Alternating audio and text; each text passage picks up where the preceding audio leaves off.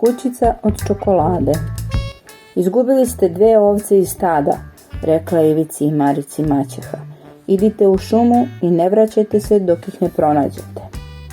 Jadnoj dečici ništa drugo nije preostalo nego da ponovo odu u šumu. Ali u šumi ih je uhvatio mrak i više nisu mogla da se vrate kući. Ne plači, Ivice, rekla mu je sestra, pronaći ćemo put. I tako su išli, sve dok nisu stigli do jedne čudne kućice mrke boje.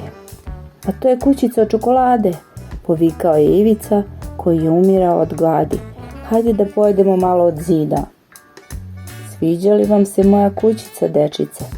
Upitala ih je veštica koja je živela u kući od čokolade. Uđite i najedite se i drugih slatkiša koji se nalaze unutra.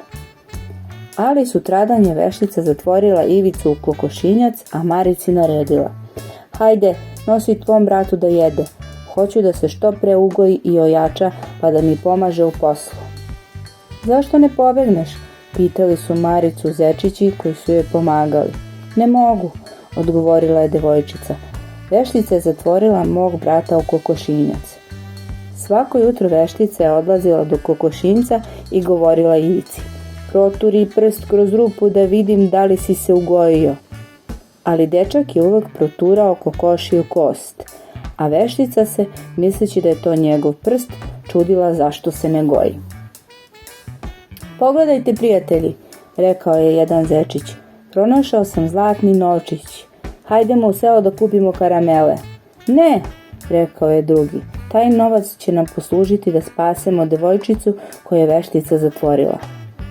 Zečići su zlatni novčić ubacili u bunar i rekli veštici. Na dnu bunara nalazi se blago, na dnu bunara nalazi se blago. Kada se veštica nagnula da pogleda u bunar, zečići su je gurnuli i ona je upala u vodu. Spašćemo te odavde, rekli su zečići, jedino ako obećaš da ćeš pustiti Ivicu i Maricu. Veštica nije imala kud i pustila je Ivicu i Maricu da se vrate kući. Maćeha je umrla, rekao im je otac, ali ja neću ostati sam, stalno ćemo živjeti zajedno.